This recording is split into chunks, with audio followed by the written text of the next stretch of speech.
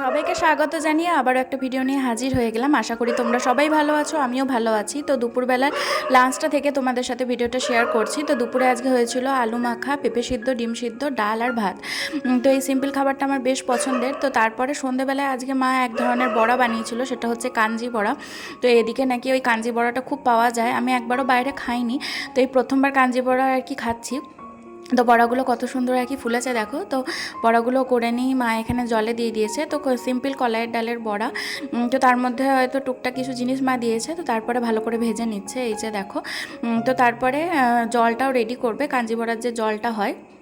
তো এই জলটাও সিম্পল কয়েকটা মশলা দিয়ে মা রেডি করে নিয়েছে। তো মা বলছিল এর মধ্যে এবার মা বড়াগুলো দিয়ে ডুবিয়ে রাখবে কিছুক্ষণ। তার মধ্যে এবার একটা বাটি বসিয়ে তার মধ্যে একটুখানি চারকোল আর একটুখানি ঘি আর হিং দিয়ে তার মধ্যে একটু আগুন দিয়ে এটাকে চাপা দিয়ে দেবে। তো এই যে দেখো এইভাবে মা আর কি রেডি করছে। তো খেতে সত্যি বলতে অসাধারণ হয়েছিল। ওপর দিয়ে মা একটুখানি গোলমরিচ গুঁড়ো আর একটুখানি বিট লবণ দিয়ে দিয়েছিল, দারুণ টেস্ট লাগছিলো। আর কদিন ধরে ও বলছিল, মানবাবু বলছিল খাবে। তো এই যে দেখো, তারপরে আমি এখানে পরের দিনকে দিনের বেলায় আমি চলে এসেছি নিচের কাজকর্ম সেরে। তো আজকে বিছানা চাদর আর বালিশের ওয়ারটোর সবই আর কি খুলে দিলাম, কাচতে দিয়ে দিলাম। তো পরের দিন তো ওই রিনা দিয়ে এসে কেচে দেবে। তো সবগুলোই খুলে ফেলে দিলাম, কারণ অনেকটাই ময়লা হয়ে গেছিলো। তো তারপরে আমি দেখলাম যে আমার হাতে এখন যে চাদরটা আছে সেই চাদরটাই পেতে নিই আর বালিশের ওয়ারগুলোও পরিয়ে নিই। তো আজকে না মিসম্যাচ হয়ে যাবে। তো যে চাদরটা আমি পাতবো সেই চাদরের ওয়ারটা, বালিশের ওয়ার যে দুটো ছিল সেই ওয়ার দুটো আজকেই কাচতে দিলাম। তো সেই জন্য অপোজিট হয়ে গেল আর কি। তো এই যে দেখো, বালিশের এই ওয়ারটা পরাচ্ছি, কিন্তু যে বিছানার চাদরটা মানে যে বেডশিটটা পাতবো সেটা হচ্ছে যে অন্য। তো যাই হোক, তো চলো বালিশের ওয়ারগুলো পরিয়ে নিই। তো বেডশিটটা পাতার আগে আমি ভালো করে বিছানাটাকে ভালো করে ঝাড় দিয়ে দিলাম, কারণ একটু নোংরা ছিল আর কি। তো যখনই চাদরটা আমি পাল্টাই, তো তখন চাদরটা তুলে না আমি আগে ভালো করে ঝাড় দিয়ে দিই, ভালো করে পরিষ্কার করে নিই। তো তারপরেই বেডশিটটাকে পাতি।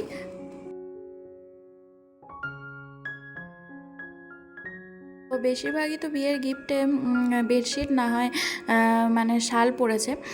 তো কি হয়েছে বলো তো, বেডশিট আমি ওখান থেকে বেশ 3টে আমি বেডশিট নিয়ে চলে এসেছিলাম।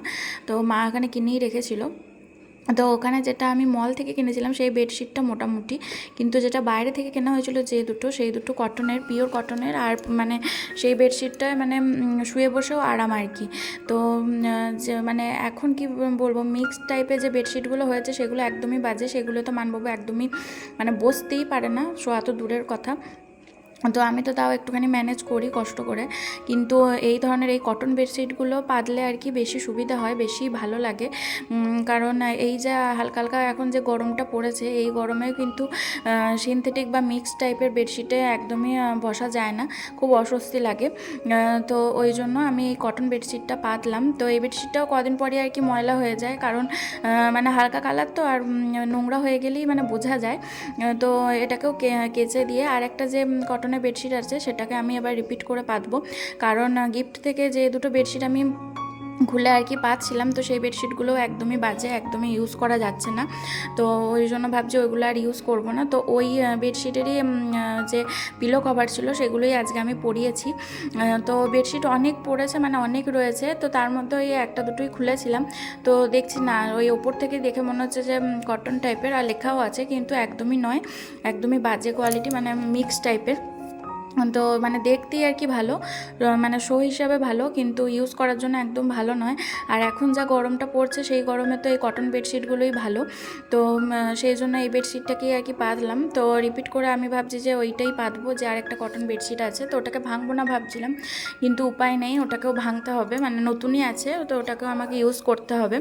তো আমাদের যে মশারিটা আছে না, সেই মশারিটাই একটা ব্যাগে রাখছি, কারণ মশারিটা বিছানাতে মানে ছড়িয়ে ছিটিয়ে থাকলে ভালো লাগে না। আর মশারিটা আমি ঠিকঠাক গোছাতেও পারি না, মায়ের কাছে শিখেছিলাম কবার, কিন্তু তাও আমার যেন হচ্ছে না গোছানোটা। তো ওই জন্য আমি একটা ব্যাগের মধ্যে ঝেড়ে ভালো করে গুটিয়ে ভরে রাখছি। তো আমার এই পুতুল দুটো তো থাকে বেডে, কিন্তু এখন ভাবছি যে না, হালকা হালকা যে গরমটা পড়ছে, এই গরমেও দেখছি যে না, এদেরকেও এখন সরিয়ে ফেলতে হবে, মানে তুলে রাখতে হবে। তো প্যাকেট বন্দি করে ভাবছি ভালো করে রেখে দেবো, তাহলে ময়লাটাও কম হবে আর ঠিকঠাকভাবে জিনিসটা যত্নে থাকবে। তো এখন আমার বেডরুমের অবস্থা ঠিক এরকম। তো আজকে আমি কাঁথাটাকেও কেচে দেবো।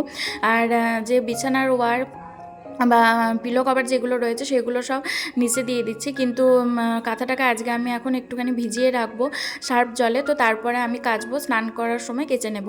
তো আমি ওটাকে ভিজিয়ে দিয়ে ভেজাতে দিয়ে দিলাম। তো এখন চলো ভালো করে পা পোষটাকে বাইরে ঝেড়ে নিই। তো বাইরের ব্যালকনিতেই আমি ঝেড়ে নিই। তো পা পোষগুলোকেও কদিন পরে আর কি আমি কাচতে দিয়ে দেবো। তো বাইরে ঝেড়ে নিয়ে তারপরে চলো এখন ঘরটাকে ভালো করে ঝাড় দিয়ে দিই। তো আমি আগের দিন রাতের বেলাতেই জামা কাপড় যা ছিল সব গুছিয়ে নিয়েছিলাম। তো আজকে আমার জামা কাপড় সেরকম কিছুই গোছানোর নেই। তো এখন আমি দেখলাম যে না, এখন শুধু ঝাড়টা দিয়ে দিলেই আমার হয়ে যাবে। তো আমি এই খাটের পিছনটা মানে হাত দিয়ে ভালো করে ঝাড় দেওয়ার চেষ্টা করি, মানে যতটা আমার হাতটা যায়।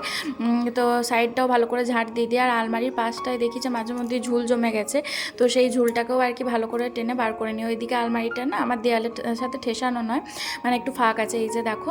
তো ওখানটাও মাঝে মধ্যে ঝুল জমে যায়, তো সেটাকেও পরিষ্কার করে নিই। শরীরটা খুব একটা ভালো ছিল না, মানে পেট গরম হয়ে যাচ্ছে, হালকা হালকা গরম পড়তে আমার এরকম অবস্থা হতে শুরু করেছে। তো তীব্র গরমটায় আমার যে কী অবস্থা হবে সেটাই আমি এখন ভাবছি। তো আজকে ওপরে সেরকম কাজ ছিল না, শুধু এইগুলো চেঞ্জ করলাম আর জাস্ট আর একটু ঝাড় দিয়ে দিলাম। আর ওই কাঁথাটা কাচতে গিয়ে আজকে আমার দম ছুটে গেছে, মানে হাত পুরো ব্যথা হয়ে গেছে, আর ওটাকে মিলতে গিয়েও মানে খুব কষ্ট হয়েছে। তো আজকে যেহেতু পেটটা ঠিক ছিল না, তো সেই জন্য দুপুরবেলায় দেখো সিম্পল খাবারই ছিল, ভাত, আলু সিদ্ধ, আর আমি চালতার আচারটা নিয়েছি, খেতে মন হচ্ছিল। তার সাথে নিয়েছি পোস্ত বাটি, আর নিয়েছি মানে মা কাঁচা পোস্ত বেটে দিয়েছিল, আর নিয়েছি টক দই। তো এই দিয়ে খেয়ে নিলাম। আর কটা কাঁচা লঙ্কা নিয়েছি, মানে যদি খেতে না পারি সেই জন্য। তো লঙ্কাগুলো যা ঝাল ছিল খেতে পারিনি। তো সন্ধ্যেবেলায় শুধু একটুখানি দুধ চা আর বিস্কিট খেয়ে নিলাম। তো রাতের বেলায় মা বলছিল চিলি সয়াবিন বানাবে, তো মা তার মধ্যে আলুও দিয়ে দিয়েছিল। তো এখানে দেখো সব জিনিসগুলোকে আমি কেটে নিয়েছি। এখানে ক্যাপসিকাম, টমেটো আর পেঁয়াজ কেটে নিয়েছি। তো বাড়ির সামনেই ক্যাপসিকাম এসেছিলো, ক্যাপসিকামটা ঘরে ছিল না। আর এখানে আদাটাও ছোট ছোট করে কুচি করে নিয়েছি, রসুন আর কাঁচা লঙ্কা নিয়ে নিয়েছি। তো মা কী করলো, আলু আর সয়াবিনটাকে আগেই সিদ্ধ করে নিয়েছিল। তার মধ্যে এখন মানে কিছুটা পরিমাণ কর্নফ্লাওয়ার দিয়ে ভালো করে মেখে ভেজে নেবে। তো মা বললো যে আলুগুলো সব একসাথেই দিয়ে আর কি ভেজে নিয়ে টেস্টের কোনোই মানে পার্থক্য হবে না। তো আমি এখানে সসগুলোকে বার করে মাকে একটুখানি হাতে হাতে এগিয়ে দিলাম। তো মা দেখো প্রথমে সয়াবিনগুলোকে ভালো করে ভেজে নিচ্ছে, তো তারপরে ডুমো ডুমো করে কেটে রাখা আলুগুলোকে ভেজে নেবে। তো আমরা যেহেতু বাঙালি, শুধু চিলি সয়াবিন খেয়ে আর কি মন ভরবে না বলে মা দেখলো যে দুটো আলুও দিয়ে দিই, তো সেই জন্য মা দুটো আলু দিয়ে দিয়েছে। তো এখন মানে ইয়ার এন্ডিং যেহেতু, তো সেই জন্য মানবাবুর আসতে অনেকটা রাত হচ্ছে। তো আমরাও রান্নাটা করতে উঠেছি ওই 9টা সাড়ে 9টা বলতে পারো, কারণ ও রাত আস্তে আস্তে প্রায় রাত 10:30 হয়ে যাচ্ছে। তো ওই জন্য আর কি একটু ভালো মন্দ রান্না না করে রাখলে ওর মনটা খারাপ হয়ে যাবে। তো সেই জন্য মা বললো যে না চলো গরম গরম খাবারটা করবো, ও তো এমনি দেরি হচ্ছে আসতে, তো আমরা ধীরে সুস্থে করে নেবো। আর চিলি সয়াবিন করাটা মানে খুব একটা যে দেরি হবে বা খুব যে টাইম লাগবে তাও নয়, মানে সিম্পলের মধ্যে খুব ইজিলি হয়ে গেল। তো সব ভালো করে নাড়াচাড়া করে একটু কাঁচা কাঁচা ভাবটা যেই কেটে গেছে, তো তার মধ্যে মা সয়াবিন আলু সব দিয়ে ভালো করে নাড়াচাড়া করে তার মধ্যে সব সসগুলোকে দিয়ে দিল। তো তারপরে ভালো করে মিক্সড করে নেবে। তো এই করেই চিলি সয়াবিন আমাদের একদম রেডি হয়ে যাবে। তো মা একটুখানি কর্নফ্লাওয়ার গোলা জলও এর মধ্যে দিয়ে দেবে যাতে গ্রেভি টাইপের হয়। তো তার সাথে আজকে হবে পরোটা। তো মা ওই কেটে কেটে পরোটা করে, মানে মাঝখান দিয়ে পিস পিস করে কেটে লেয়ার টাইপের যে লাচ্ছা পরোটা হয় ওরকম টাইপের করে। তো মা একবারে করেই আর কি কেটে তারপরে রাউন্ড করে বেলে নিয়ে করে। তো সেই জন্য সিম্পল হয় পরোটাটা, আর খেতেও বেশ ভালোই লাগে। আর লেয়ারগুলো বোঝা গেলে তো দেখতেও বেশ ইউনিকই লাগে। তো এই যে দেখো গ্রেভিটা করার জন্য মা এখানে কর্নফ্লাওয়ার জল দিয়ে দিল। তো এটা এখন হালকা একটুখানি ফুটে যাবে, তারপরেই মা গ্যাসটা মুছে এদিকে নিরামিষ করে পরোটাটা করতে শুরু করবে।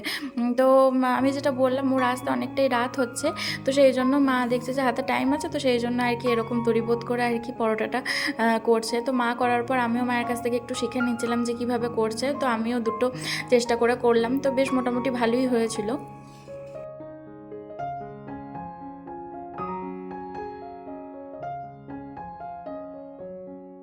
খাবার দাবার বানানোর পর যখন 10টা বেজে গেছে, তো মাকে বললাম যে চুলটা বিনুনি করে দাও। তো মা ভিডিওতে মানে ফেসবুকে বা ইউটিউবে যখনই ভিডিওতে বিনুনি বা খোপা টাইপের কিছু দেখে, তো মা আমার চুলের ওপর আর কি সেটা প্রয়োগ করে, সেটা দিদিও করে।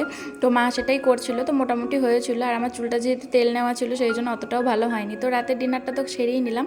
তো তারপরের দিন মানবাবুর ছুটি ছিল। তো দেখো এখানে আলু ভাজা চানাচুর মুড়ি নিয়ে বসে গেছে। আর আমার একটুখানি সর মুড়ি খেতে ইচ্ছে হচ্ছিলো, তো মা বাটিতে একটু সর আর চাচি করে রেখে দিয়েছিল ফ্রিজে। তো মা বললো যে ওটা বার করে মুড়ি দিয়ে খেয়ে নাও, তো ওটাও নিয়ে নিয়েছি। Good morning, welcome back to my channel. আশা করি তোমরা সবাই ভালো আছো, আমিও ভালো আছি। তো দিনটা হচ্ছে সোমবার, কিন্তু রবিবারের মতো ফিলিংসটা আসছে, কারণ ও আজকে ছুটি নিয়েছে। বেশ অনেকদিন খাটাখাটনি করার পর আজকে ছুটি নিয়েছে। আজকে যাচ্ছি ওরই এক বান্ধবীর বাড়ি, তার যমজ ছেলে মেয়ে হয়েছে, এক ছেলে এক মেয়ে হয়েছে, তো তাদেরকে দেখার জন্য যাচ্ছি। তো আমি রেডি হয়ে গেছি, সকাল সকাল মুড়ি টুড়ি খেয়ে নিয়েছি, ও মুড়ি খেয়ে নিয়েছে। তো এখনই সেলুন থেকে এলো, স্নান টান করে নিচ্ছে, আর আমি এদিকে রেডি হয়ে গেছি। তো চুলটাকে গুটিয়ে নিলাম, বাইরে প্রচণ্ড রোদ। তো ওখানে বাড়িতে ওদের বাড়িতে ঢোকার সময় আমি ক্লিপটা খুলে নেবো। তো চলো, সঙ্গে থাকো, দেখতে থাকো। আশা করি ভিডিওটা তোমাদের ভালো লাগবে। তো যতটা যা হবে তোমাদের সাথে অবশ্যই শেয়ার করবো। তো আজকে বাইরে প্রচণ্ড রোদ গরম ছিল, তো সেই জন্য ও বলছিল যে দোপাট্টাটা আছে সেটাকে ভালো করে জড়িয়ে নাও মাথা দিয়ে, তারপরে হেলমেট আর তারপরে সানগ্লাস সবই পরে নাও। তো সেইভাবে আমি রেডি হয়ে গেছি। তো ও দেখো কত ঢাকা চাপা দিয়ে রেডি হয়ে গেছে। তো পেট্রোল পাম্পে এসেই প্রথমে তেল নিয়ে নিলাম, তারপরেই দেখো না মাঝপথে না মানে বেশ গাড়িটা স্পিডে চলছিল, হট করে যেই একটা সিগনালের সাথে দাঁড়িয়ে গেল, তো গাড়িটা তো দাঁড়িয়েই গেল, আর চলতেই মানে চললো না, খুব স্টার্টই নিচ্ছিল না। তো ওইখানেই ভাগ্যিস মানে গ্যারেজ ছিল, তো গ্যারেজে আসতেই দেখো কি অসুবিধা হয়েছিল, হুট করে একটুখানি নাড়াচাড়া করে দিল, তো ঠিক হয়ে গেল। তো যাই হোক, পূজাদের বাড়িটা অনেকটা দূরে ছিল, অনেক দূর, মানে চিত্তরঞ্জনের কোন যে রাস্তা দিয়েও আমাকে নিয়ে এলো কয়লার খাদানের ভিতর দিয়ে। তো অনেকটা মানে দেরি হয়ে গেছে আসতে। তো মোটামুটি ওই একটা তো বেজেই গেছিলো। তো এই যে দেখো, এদের জন্যই আসা, এই ফুচকে দুটোর জন্য। তো পূজাতে একটা ছেলে একটা মেয়ে হয়েছে, আর ওই হচ্ছে আর একজন যাকে দেখালাম, তো সেটা হচ্ছে সৌরভদার মেয়ে। তো ওটা হচ্ছে যে ওরই বন্ধুর মেয়ে। তো দেখো, ওই যে ওনার খাওয়ার সময় হয়ে গেছে। তো এখন যে বাচ্চাদের কি ফোনের নেশা, ফোন দেখে দেখি খাবে। তো প্রথমে খেতে চাইছিল না, তো ওর মা বললো যে সারাদিন ঘুমায়নি বলে আর কি আজকে খাওয়া দাওয়াটা ঠিকঠাক করলো না। তো তারপরে সবাই মিলে খাবার দাবার খেয়ে এখানে বসে গল্প করছিলাম। তো পূজাই অসুস্থ শরীরে অনেক কিছু আয়োজন করেছে, তার সাথেও পূজা শ্বশুর শাশুড়ি অসুস্থ রয়েছে দেখলাম, তো তারাও অনেক হেল্প করেছে। তো সবাই মিলে রান্নাটা করেছে। তো আমার একটু খারাপ লাগছিলো, আমি ওকে বলছিলামও যে এইভাবে কেন আসতে গেলে।